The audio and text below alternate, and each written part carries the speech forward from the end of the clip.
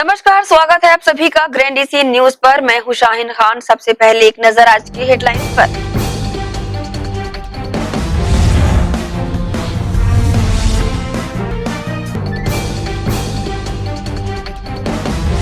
निगम अधिकारियों की सद्बुद्धि को लेकर ठेकेदार संघ ने किया सद्बुद्धि यज्ञ का आयोजन और की बकाये भुगतान की मांग।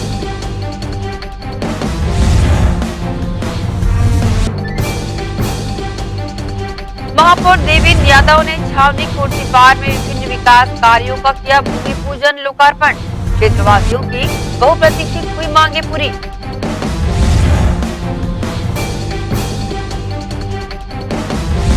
और जिला अस्पताल में लगाई गई कोरोना वैक्सीन डॉक्टर सुगम सावंत ने पहले नंबर पर और डॉक्टर पी बालकिशोर ने 16वें नंबर पर लगाई वैक्सीन।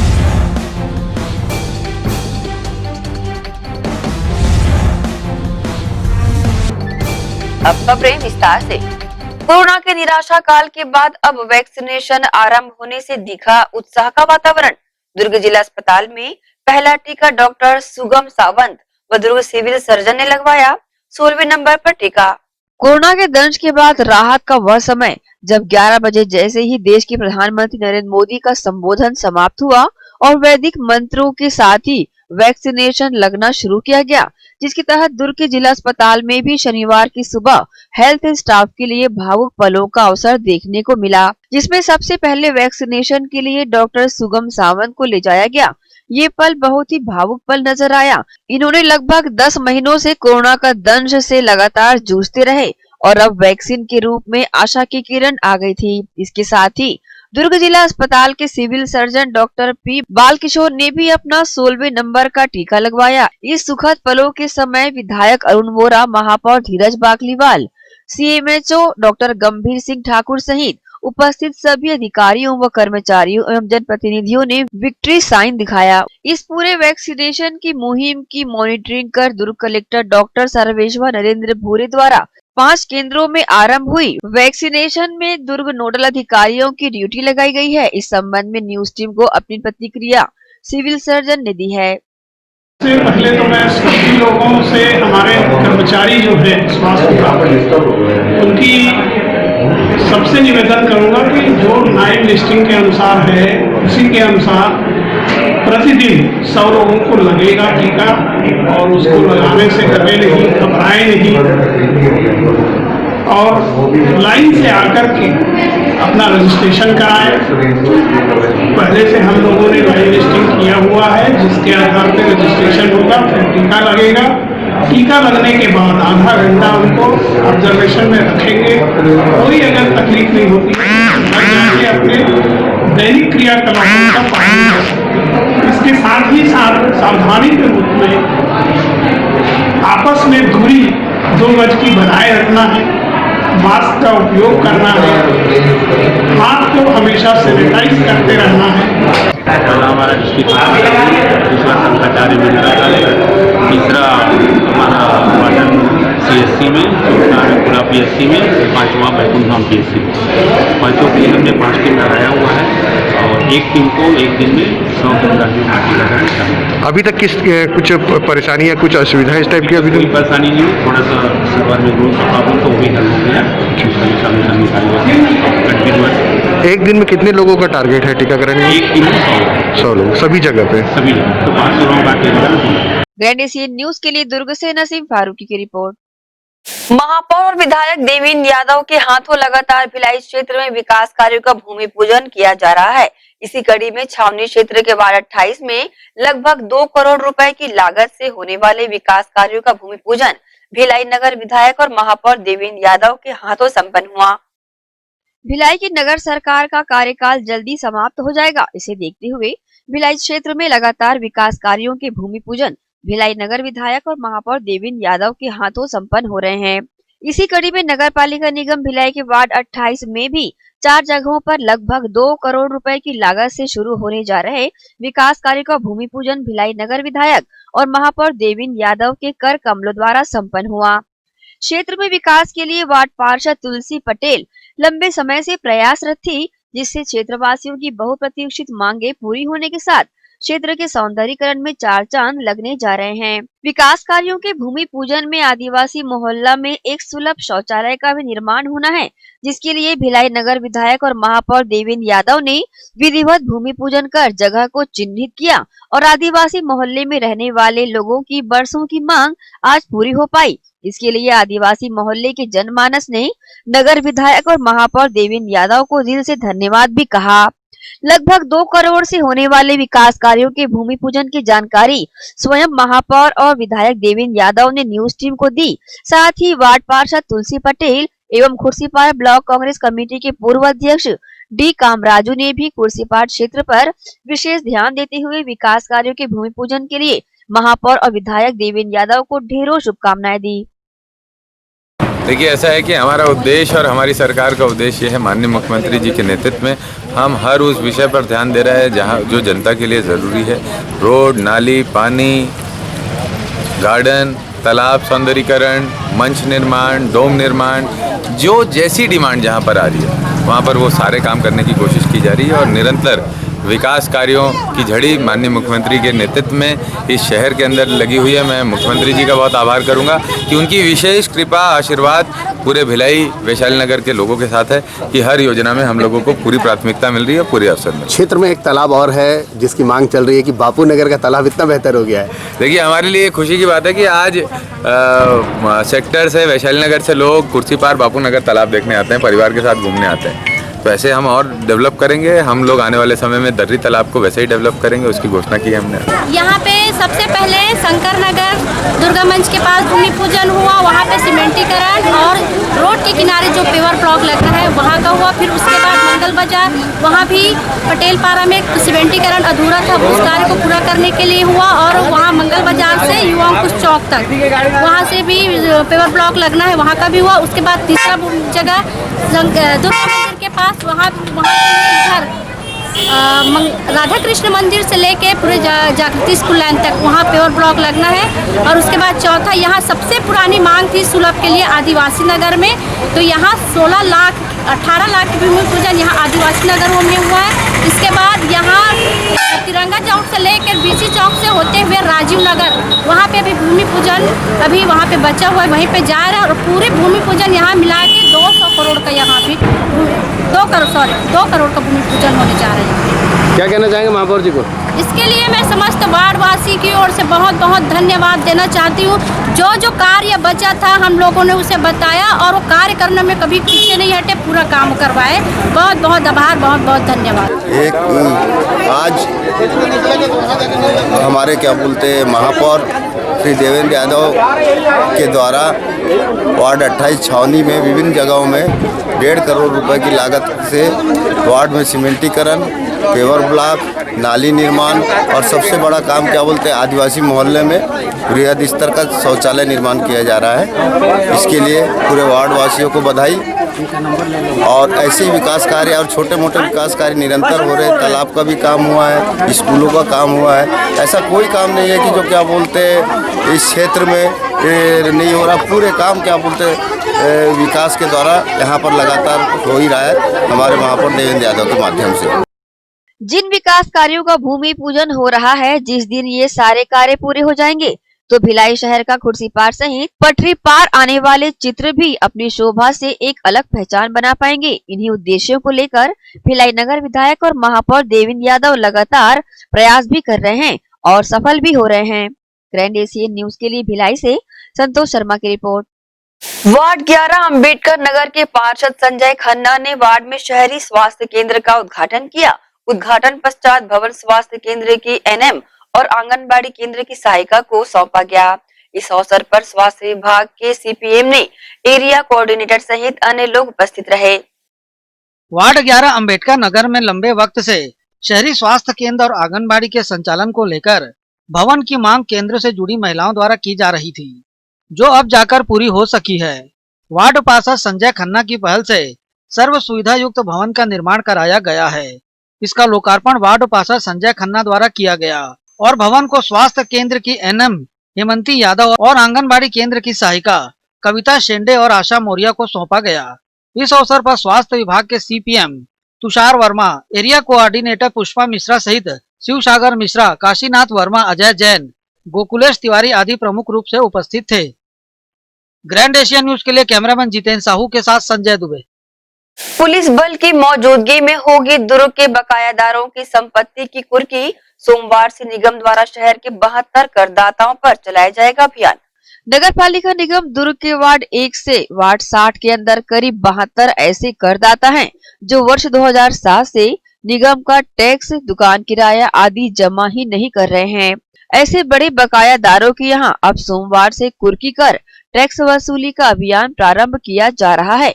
गौरतलब है कि नगर पालिका निगम दुर्ग में 72 करदाता ऐसे हैं जिनका 2007 से 2019 तक लाखों रुपए का बकाया है, जिसकी वसूली के लिए विभाग द्वारा कई बार नोटिस भी दिया गया है। साथ ही टैक्स जमा करने की अपील भी की गई है। बावजूद इसके करदाता टैक्स जमा करने में रुचि ही नहीं ले रहे हैं, जिसे देखते हुए निगम आयुक्त इंद्रजीत बर्मन द्वारा नगर पालिका निगम अधिनियम की धाराओं के तहत अंतिम नोटिस के बाद अब कुर्की कर टैक्स वसूलने के निर्देश दिए गए हैं।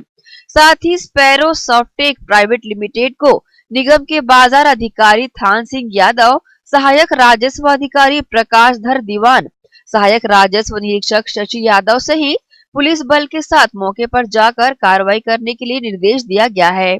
ग्रैंड एशियन न्यूज के लिए दुर्ग से नसीम फारूकी की रिपोर्ट। इसी के साथ रुकेंगे एक छोटे से ब्रेक के लिए, जल्द हाजिर होते हैं। आप सब बने रहिए ग्रैंड एशियन न्यूज के साथ।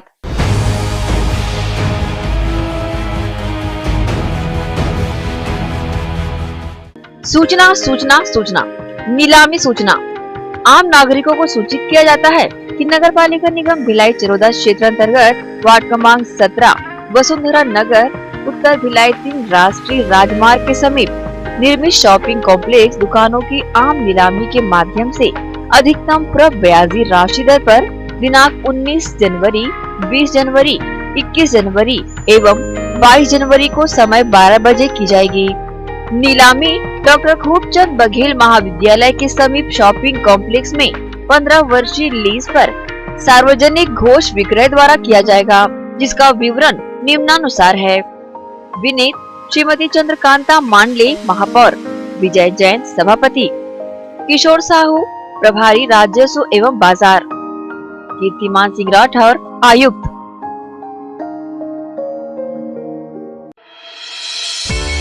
सनशाइन मल्टी स्पेशलिटी हॉस्पिटल अब भिलाई 3 चिरौदा में भी।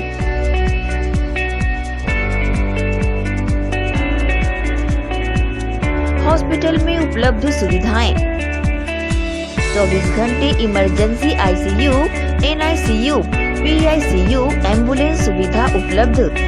साथ ही OT, labour room, pathology, OPD, endoscopy, bronchoscopy, X-ray, echo TMT, casualty, साथ ही सर्व सुविधा युक्त प्राइवेट वार्ड उपलब्ध है। जनरल वार्ड, सोनोग्राफी व वेंटिलेटर उपलब्ध। सनशाइन मल्टी स्पेशलिटी हॉस्पिटल, हमारा पता IDBI बैंक के सामने, north Vasundhara Nagar, Bhilai 3 Chirauda. Phone number 77298811, 77298822। शुभ अवसर का मंगल मुहूर्त, शुद्ध आभूषणों की खरीदी के लिए पधारे सहेली ज्वेलर्स। शुभ मुहूर्त का अवसर लाए जीवन में खुशियों की बहार। 7,500 की खरीदी पर जीतिए लाखों के उपहार। बम्पर ड्रॉ 26 जनवरी 2021 रविवार। पहला उपहार 2 BHK फ्लैट, दूसरा उपहार कार, तीसरा उपहार होंडा एक्टिवा, चौथा उपहार 2 स्मार्टफोन, पांचवा उपहार 5 पार्टी स्पीकर, छठा उपहार 10 एलेक्सा, सातवां उपहार 25 होम अप्लायंसेस। हमारी शाखाएं Gandhi Chowk Durg, civic centre Bhilai, Shri Shivam mall, Bazaar Chowk Utai Durg, main road Gunderdehi, BSP market Risali, Sirsa road Kohka.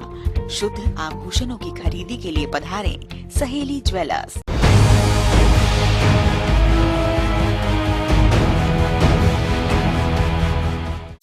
Break के बाद आप सबका स्वागत है। कोविड-19 संक्रमण के दौरान पिछले कुछ महीनों से बंद मैत्री बाग के फिर से खोले जाने की मांग को लेकर मैत्री बाग प्रबंधन ने जिला कलेक्टर को ज्ञापन सौंपा है। ज्ञापन में अन्य सार्वजनिक स्थानों को खोले जाने का उल्लेख करते हुए मैत्री बाग को पर्यटकों के लिए खोले जाने पर कोविड-19 की सभी गाइडलाइन को फॉलो करने की बातें कही गई है। गौरतलब है कि मैत्री बाग को बंद रहने से यहाँ का लुत्फ उठाने आए लोगों को परेशान होना पड़ रहा है। मैत्री बाग में दुर्ग भिलाई ही नहीं अपितु अन्य स्थानों से बड़ी संख्या में पर्यटक पहुँचते हैं, जिससे यहाँ के प्रबंधन को लाखों रुपए की आय प्राप्त होती है।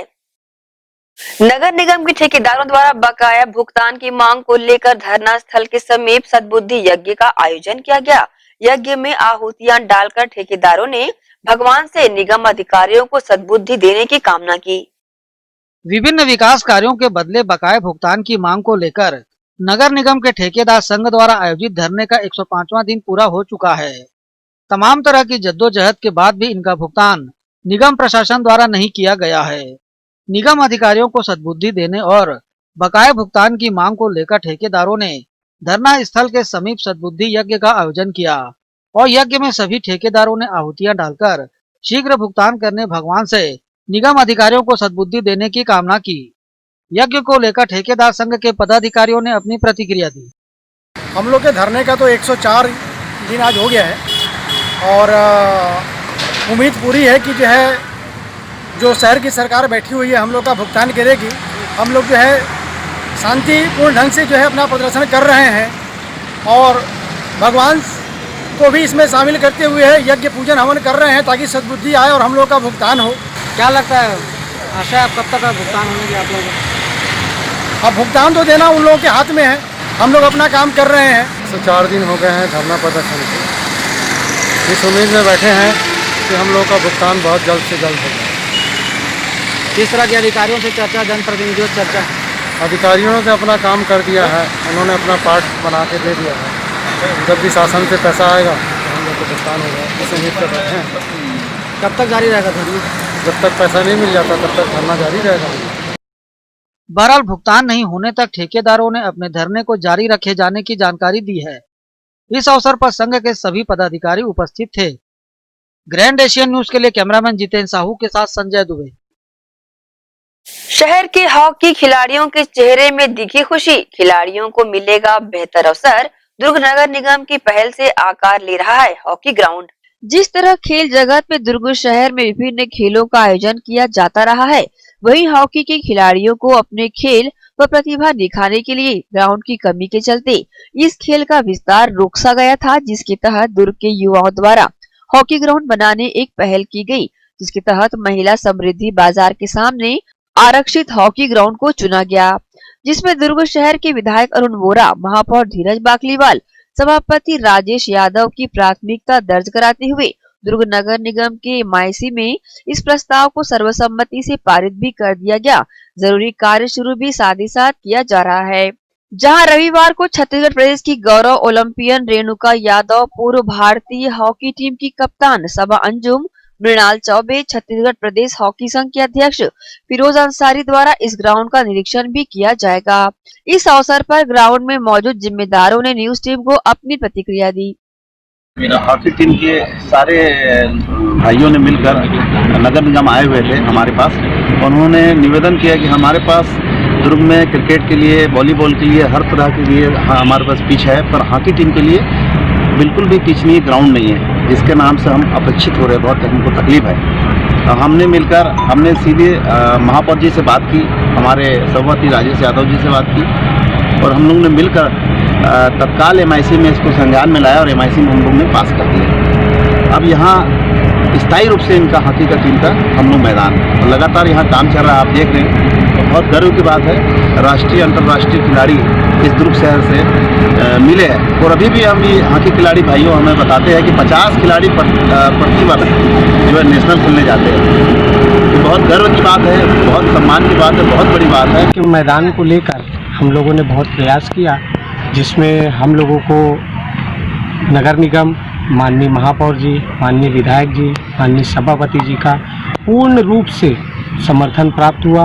वो दिन प्रतिदिन जिस दिन से इस ग्राउंड का काम शुरू हुआ है, वो हमेशा जब उनको समय मिलता है आते हैं, यहाँ के कार्यों को देखते हैं, जिस काम की उनको कमी लगती है वो तुरंत उस काम को करने के आदेश देते हैं, नगर निगम में आदेश करते हैं और बहुत से ऐसे आयोजन कराने का उन्होंने हमको समर्थन दिया है और हम ये आयोजन कराने के लिए तैयार हैं। ये ग्राउंड बनने से पहले तो हमारे खिलाड़ियों को जो आधारभूत सुविधाएं, जो ग्राउंड नहीं था हमारे शहर दुर्ग शहर में, वो सबसे बड़ी प्राथमिकता जिस ग्राउंड की थी वो तो हम लोग को अवेलेबल करा दिया गया है इस ग्राउंड के माध्यम से।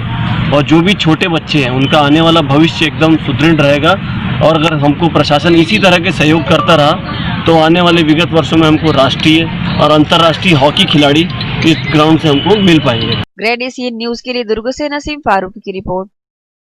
लायनेस क्लब जानी जाती है बेहतर समाज सेवा के लिए। इसी लायनेस क्लब भिलाई ग्रेटर द्वारा तृतीय कैबिनेट की प्रथम सालाना 2 दिवसीय बैठक भिलाई खुर्सीपार में आयोजित की गई, जिसमें लगभग छत्तीसगढ़ व मध्य प्रदेश से 75 क्लबों की सदस्यों ने हिस्सा लिया।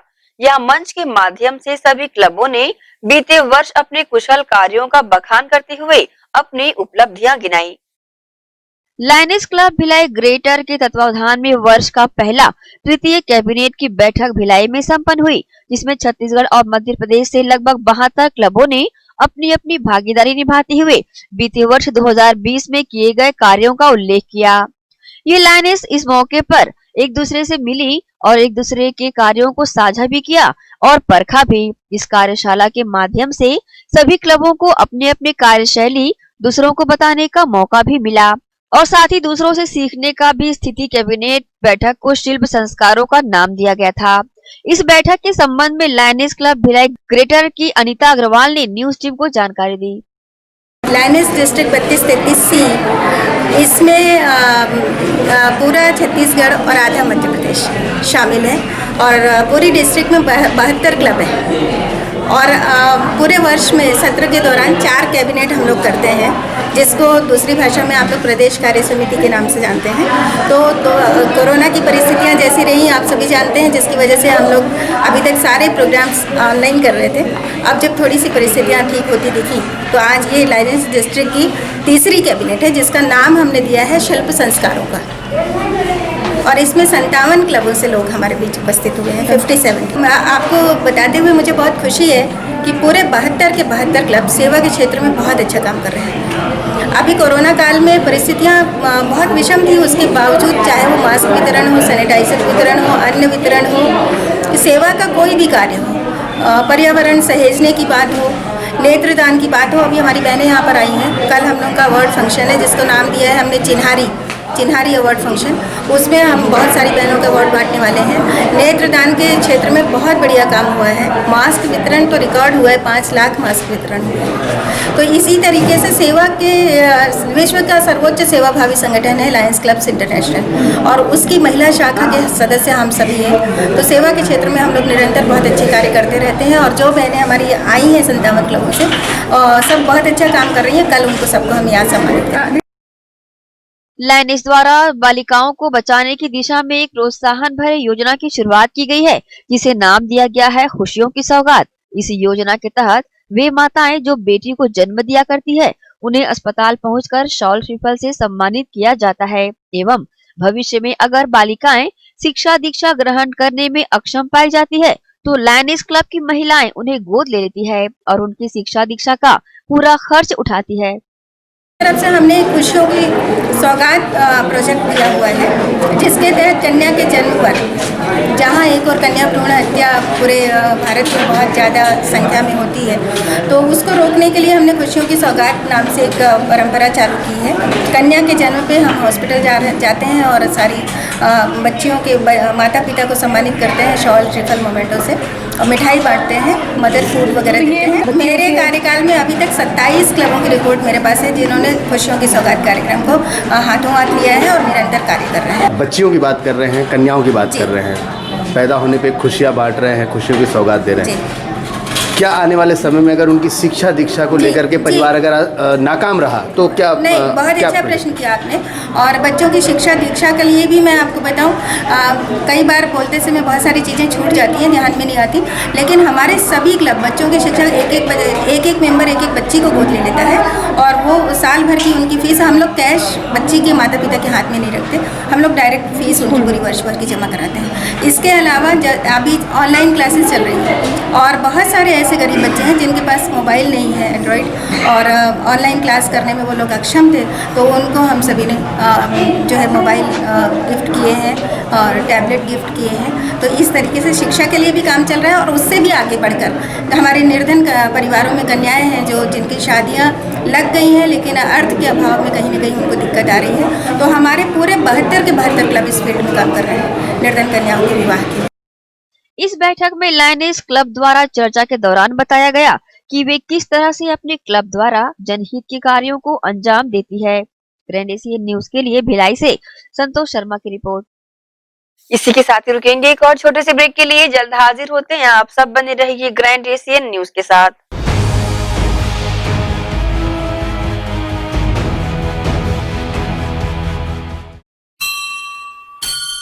आपका अपना भव्य शोरूम, 50 वर्षों से आपकी सेवा।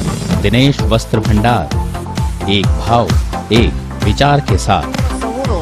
दिनेश वस्त्र भंडार আমাদের আপন दिनेश वस्त्र भंडार। साडा अपना दिनेश वस्त्र भंडार। कपड्याला संबंधित सर्व रेंज एके भाव एके विचार, एकाच भावात एकाच विचारात, एके को भाव एके को विचार। दिनेश वस्त्र भंडार। नए भव्य शोरूम में उच्च क्वालिटी के कपड़े सभी वैरायटी में, संपूर्ण रेंज के साथ। Exclusive range of saris, lancha, kurti, salwar suit, jeans, T-shirt, shirts and all type of varieties. आप पाएंगे सभी प्रांतों के वैवाहिक कलेक्शन पसंद के कपड़ों के साथ। Exclusive range of bed cover, sofa cover, pillow cover, mattress, cotton cloth और शूटिंग एंड शर्टिंग। जिंदगी में आने से लेकर जाने तक का सारा सामान एक ही छत के नीचे। दिनेश वस्त्र भंडार, Jawahar market, power house, Bhilai. मैं जब अपने बालों को कोम करती थी तो मेरे काफी ज्यादा बाल कोम्बिंग से टूट जाते थे और सीजनल चेंजेस की वजह से डैंड्रफ भी होता था। फैमिली में भी कुछ लोगों को ये प्रॉब्लम थी। तब मुझे मेरी फ्रेंड ने वास्तु गुरुजी हेयर ऑयल सजेस्ट किया, जिसके सिर्फ 2 यूजेस बाद ही मुझे ऐसा लगा जैसे मेरी स्कैल्प क्लीन महसूस हो रही है, और सिर्फ 4 वॉशेस बाद ही मेरी हेयर फॉल और डैंड्रफ की प्रॉब्लम ऑलमोस्ट जड़ से खत्म हो गई। और इस ऑयल की सबसे अच्छी बात यह है कि ये होममेड है, और उससे भी अच्छी बात यह है कि ये वर्क करता है।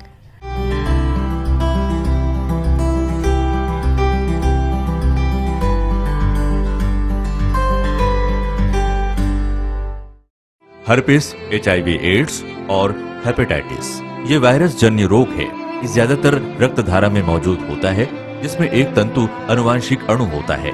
हर्पिस मुख्यतः 3 प्रकार के होते हैं: herpes simplex, herpes genitalis, herpes zoster. Herpes simplex और हर्पिस जेंटिलियस ये स्त्री और पुरुषों के गुप्तांगों में होता है। ये पुरुष के गुप्तांगों में दाने, छाले, जलन, लाल होना, खुजली के रूप में, इंद्रियों को ढकने वाली चमड़ी का क्रेक होना, फटना, लगातार बुखार, मुंह में छाले होना, शरीर कमजोर होना के रूप में होता है। हर्पिस जोस्टर शरीर में पानी भरे फफोले की तरह जो दर्द, जलन, चमचमाहट, खिंचाव के साथ उभरते हैं। इससे शरीर का कोई भी अंग निष्क्रिय हो सकता है। कोई भी एंटीबायोटिक, गोली या मलहम इस रोग को दबा देता है, जिससे इस रोग के समाप्त होने का एहसास होता है, परंतु वो सिर्फ धोखा है। इस बीमारी का इलाज वायरो रिसर्च एवं स्किन केयर क्लिनिक द्वारा तैयार किए गए विशेष आयुर्वेदिक रस रसायन द्वारा संभव है। संपर्क करें doctor HC Agrawal, doctor VK Agrawal, viro research एवं skin care clinic, Swaroop talkies के सामने, स्टेशन रोड, दुर्ग। भिलाई के प्रमुख स्थल पावर हाउस में स्थित होटल शिव प्रभा इन एवं town king the family restaurant नवीन साज सज्जा एवं आधुनिक सुविधाओं से लैस। हमारी विशेषताएं: economic suite, executive suite, premium suite and presidential suite. Town king the family restaurant, लाजवाब स्वाद से भरपूर नाश्ते एवं भोजन की उत्तम व्यवस्था। Banquet hall, party hall, conference hall, free Wi-Fi internet, new elevator, travel assistance, safe deposit vault and godown, special tariff plan for corporate, marriage and other functions. Online booking facilities available. Sweet home away from home. Power House railway station व bus stand से मात्र 500 metre पर स्थित hotel Shiv Prabha inn and town king the family restaurant 46 C market अपना Kesari laws के बाजू में power house Bhilai. Contact 9892152251 और 8966981590.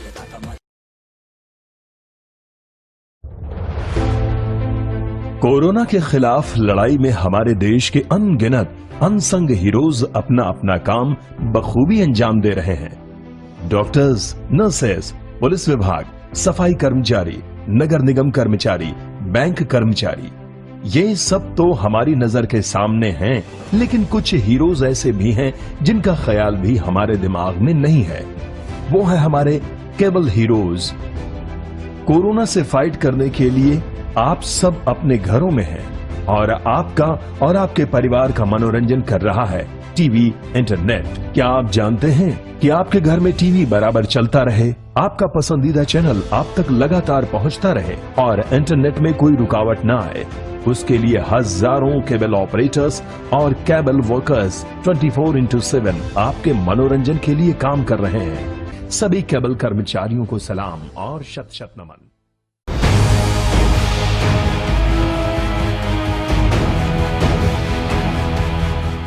ब्रेक के बाद एक बार फिर से आप सभी का स्वागत है. कबीर पंथ के 12वें वंश गुरु पंथ उग्रनाम साहिब की स्मृति में बेमेतरा जिले के ग्राम लोलेसरा में आयोजित 2 दिवसीय मेले का शुभारंभ हुआ. मेले में शामिल होने जिला मुख्यालय के साथ ग्रामीण क्षेत्रों सहित दूर-दराज इलाकों से कबीर पंथी पहुंचे, जहां से कबीर पंथियों की भव्य शोभा यात्रा प्रारंभ हुई. फूलों से सजे रथ में पंथ श्री और संत मंचस्थ हुए. शोभा यात्रा के साथ हजारों कबीर पंथी, सैकड़ों कलशधारी महिलाएं पदयात्रा करते हुए लगभग 1 किलोमीटर दूरी तय कर ग्राम लोलेसरा स्थित आयोजन स्थल पहुंचे. शोभा यात्रा में कर्मा नृत्य, पंथी नृत्य, राउत नाचा, रामधुनी सहित अन्य नृत्य मंडली के सदस्य पारंपरिक वेशभूषा में नृत्य प्रस्तुत करते नजर आए. पंथ श्री के नगर में आगमन पर सुरक्षा व्यवस्था चाक चौबंद रही. शोभा यात्रा के दौरान नगर में यातायात व्यवस्था बनाए रखने सुबह से ही चौक चौराहों पर बड़ी संख्या में पुलिस के जवान तैनात रहे. एसपी दिव्यांग पटेल व्यवस्था बनाए रखने स्वयं मॉनिटरिंग करते नजर आए. अनुमान से अधिक लोगों के पहुंचने से पुलिस को व्यवस्था बनाए रखने में परेशानियों का सामना करना पड़ा. सदगुरु कबीर साहब के उग्रनाम साहब में लोलेसरा में मेला हो रहा है. कितने दिन का मेला है? 2 दिन का. इसमें मेला में कहाँ के लोग आए हुए हैं? पूरा बेमेतरा क्षेत्र और अन्य देश क्षेत्र के कबीरपंथी लोग पूरा आए. मेले के दूसरे दिन कार्यक्रम की शुरुआत महिमा पाठ से हुई. दोपहर में पंथ श्री कबीर पंथियों का प्रवचन दिया गया. तत्पश्चात भेंट बंदगी एवं भजन कीर्तन हुआ. मेले के पहले दिन गुरु महिमा पाठ और दोपहर बाद सात्विक यज्ञ और चौका आरती हुई. मेले में रोजाना आने वालों के लिए भोजन भंडारे की व्यवस्था भी की गई थी, जिसके लिए रसद बनाने वाले सैकड़ों की संख्या में जुटे हुए थे. ग्रैंड एशियन न्यूज के लिए बेमेतरा से लाला सिंह ठाकुर की रिपोर्ट. श्री राम मंदिर निधि समर्पण अभियान के शुभारंभ के अवसर पर दुर्ग अग्रसेन चौक स्थित मंदिर पर राम मंदिर निर्माण के लिए भव्य आरती व प्रसाद के वितरण का आयोजन किया गया. अयोध्या में चल रहे श्री राम मंदिर निर्माण में देश की प्रत्येक हिंदू धर्म में आस्था रखने वालों को जोड़ने व उनकी भागीदारी हेतु प्रेरित करने शुक्रवार को राम मंदिर निर्माण को लेकर जगह जगह राम भक्तों द्वारा प्रभात फेरी व महाआरती का आयोजन किया गया, जिसके तहत दुर्ग के अग्रसेन चौक स्थित श्री राम मंदिर में के.एस. चौहान किसान मोर्चा सदस्य व छाया पार्षद के मार्गदर्शन में महाआरती के बाद महाप्रसादी का वितरण भी किया गया. इस अवसर पर भगवान श्री राम पर अटूट आस्था रखने वाले भक्तों ने न्यूज टीम को अपनी प्रतिक्रिया दी. में आज 15 तारीख को 7 बजे ये महाआरती हुई है श्री राम मंदिर निर्माण के लिए और आज से ये हमारा जागरण जो राम मंदिर निर्माण निर्माण के लिए जागरण के लिए अभियान है वो आज से चालू हुआ है। और सिर्फ ये राम मंदिर नहीं है, राम मंदिर का निर्माण नहीं हो रहा है, निर्माण हो रहा है। इस अभियान का अंग हम लोग बने हैं, हम लोग बहुत सौभाग्यशाली हैं। किस तरह की खुशियाँ मनाई आप लोगों ने? मतलब देखिए, राम राज्य मतलब एक सिस्टम लाना, और वो सिस्टम जो सबके लिए सुखद होगा। एक सतयुग के आने का निर्माण है ये सिर्फ एक मंदिर का निर्माण नहीं है।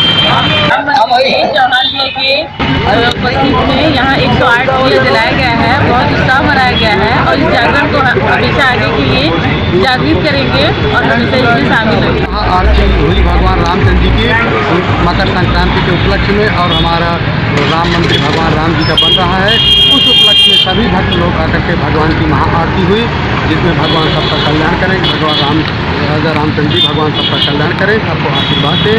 ये भव्य आरती का आयोजन किया गया पूरे जिलों में, हर एक जिलों में आयोजन किया गया आरती का, और सुबह प्रभात फेरियों का भी आयोजन किया गया है, बस्तियों में भी आयोजन चल रहा है। ग्रैंड एशियन न्यूज के लिए दुर्ग से नसीम फारूकी की रिपोर्ट।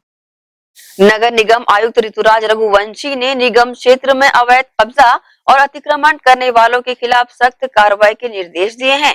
आदेश के परिपालन में जोन 2 कार्यालय की टीम द्वारा घासीदास नगर में खाली जमीन पर झोपड़ी बनाने वाले कब्जेधारियों को बेदखल कर स्थल को कब्जा मुक्त कराते हुए बांस बल्ली को जब्त किया गया।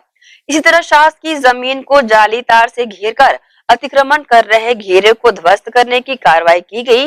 इस स्थान पर कब्जेधारी द्वारा दोबारा अतिक्रमण करने का प्रयास किया जा रहा था। कोरोना महामारी से जंग के बीच टीकाकरण की शुरुआत बेमेतरा में भी की गई। स्वास्थ्य कर्मियों को यहां टीके लगाए गए। कोरोना महामारी से जंग के बीच टीकाकरण अभियान की शुरुआत बेमेतरा में भी की गई। स्वास्थ्य कर्मियों को टीका लगाकर यहां पर शुरुआत की गई। टीकों के असर को लेकर अफवाहों को देखते हुए डॉक्टर्स ने जोर देकर कहा कि टीके पूरी तरह सुरक्षित व प्रभावी हैं। महामारी को नियंत्रित करने में केंद्र सरकार व राज्य सरकार दोनों ही महत्वपूर्ण भूमिका निभा रहे हैं। टीकाकरण केंद्र सरकार ने राज्यों से कहा है कि बच्चों, गर्भवती और स्तनपान करा रही महिलाओं को कोरोना का टीका न लगाया जाए। स्वास्थ्य मंत्रालय ने अपने दिशा निर्देश में कहा है कि वैक्सीन के आपात इस्तेमाल की अनुमति 18 साल से अधिक उम्र के लोगों के लिए ही दी गई है। राज्यों को वैक्सीन में बदलाव न करने की सख्त हिदायतें भी दी गई है। किसी व्यक्ति को पहली खुराक जिस टीके की लगेगी, दूसरी डोज भी उसी को दी जाएगी। 2 खुराक के बीच लगभग 14 दिन का अंतर रहने की बातें भी कही है। चरण चल रहा है हमारे जिला चिकित्सालय बेमेतरा में, और हमारे जितने भी साथी हैं, हमारा हॉस्पिटल स्टाफ है, वो पूरे उत्साह के साथ इस टीका को लगाने के लिए सामने आए हैं। ये जो टीका है वो कोविशील्ड है और इसका सेकंड डोज भी 28 दिनों बाद लगना है। और अभी तक हमारे इस चिन्हांकित जगह यानी जो हमने सेंटर बनाया है वहाँ पर इस तरह का कोई भी साइड इफेक्ट नहीं हुआ है। सारे लोग सुरक्षित हैं और हंसी खुशी और उत्साह के साथ सबको ये संदेश दे रहे हैं। और मैं चाहती हूँ कि हमारे बेमेतरा की सारी जनता भी इस टीका को उत्साह के साथ लगाए। और हमारा जो निगरानी करने वाला टीम है वो भी पूरी तरीके से बारीकी से सब निगरानी कर रहे हैं। और हमारे यहाँ 108 से लेकर सारी सुरक्षा की व्यवस्था की गई है। यदि कोई घटना होती है तो हमारी पूरी टीम उसके लिए तैयार है। हमारे ज़िले में 3 जगह बनाया गया है कोविड टीकाकरण के लिए, और ये प्रथम चरण की शुरुआत आज हुई है जिसका शुभारंभ किया गया है जिला अस्पताल बेमेतरा में, दूसरा बिरला सामुदायिक स्वास्थ्य केंद्र और तीसरा नवागढ़ स्वास्थ्य केंद्र। और हर तीनों साइट जो वैक्सीनेशन साइट है हर जगह 100 स्वास्थ्य कर्मियों को आज टीका दिया जा रहा है। इन लोगों का पूर्व से ही रजिस्ट्रेशन था, उन्हीं को कल शाम को मैसेज भेजा गया है, मैसेज द्वारा सूचित किया गया है। और आज फिर वो लोग पहुंचकर जहां भी जिसको जो साइट दी गई थी उस जगह पर पहुंचकर और रजिस्ट्रेशन कराया गया उनके द्वारा, और फिर टीकाकरण की शुरुआत हो चुकी है। और इसमें सभी हमारे जितने भी कर्मचारी हैं इन्होंने अच्छी एक्साइटमेंट के साथ और इसमें अपना सहभागिता दिखाई है। और इसी के तहत मैंने भी आज टीकाकरण कराया है और मुझे टीका लगवाए हुए आधे घंटे हो चुके हैं। और ऐसा कोई भी इससे जो लोगों में धारणा है कि बहुत सारे इसके साइड इफेक्ट है और भी अलग अलग तरह की भ्रांतियाँ हैं, तो ऐसा तो मुझे कुछ भी महसूस नहीं हो रहा है। और मैं अपने आप को बहुत अच्छा गर्वित महसूस कर रही हूँ कि इस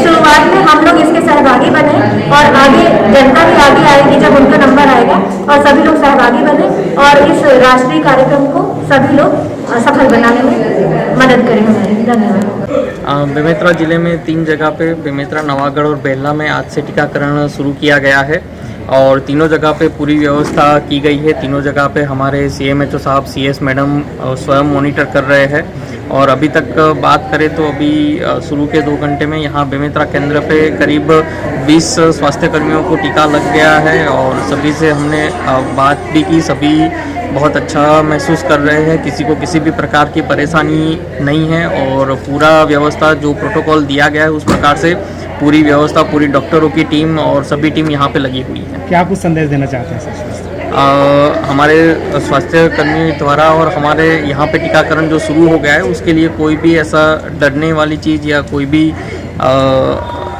चीज़ की ज़रूरत नहीं है। सभी स्वास्थ्य कर्मी को अच्छे से टीका लग रहा है और सभी स्वस्थ। ग्रैंड एशियन न्यूज के लिए बेमेतरा से लाला सिंह ठाकुर की रिपोर्ट। इसी के साथ ही यहाँ हम आपसे लेंगे इजाजत, पर जाते जाते हमेशा की तरह सभी दर्शकों से अपील करना चाहेंगे कि हालांकि कोरोना की वैक्सीन आ गई है पर जरूरत है सतर्क रहने की, तो सतर्क रहिए, जागरूक रहिए, ज्यादातर घर पर रहकर सुरक्षित रहिए। नमस्कार।